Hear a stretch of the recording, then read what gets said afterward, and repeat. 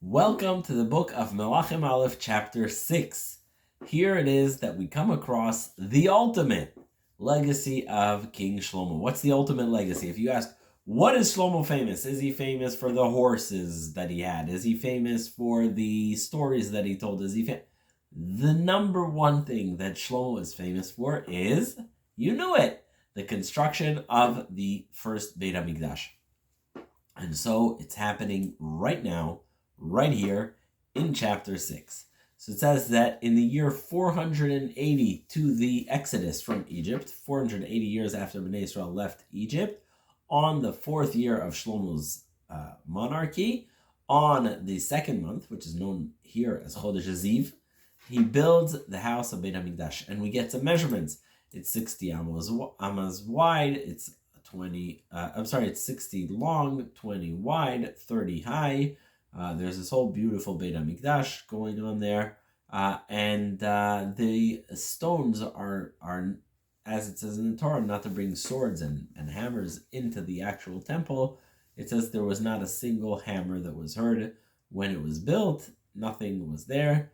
And Hashem comes and appears to Shlomo and says, listen, if you keep my commands, if you do my mitzvot, if you do what you're supposed to do, then my covenant with you will be kept. However, if not, you know what's going to happen. So then Shlomo makes this really lavish, beautiful house. It's just really large amounts of gold inside. It's all surrounded with gold, and just the descriptions, I recommend you look inside and read it, because I mean the pillars and everything, it's really and so it says that in the 11th year of Shlomo the construction is complete, and it was a 7-year process of building Beit HaMikdash. So it's really a large effort. There's very detailed descriptions. We see something similar in the book of Yechezkel when we're describing the construction of the third Beit HaMikdash. God willing, should happen sometime in our lifetime soon.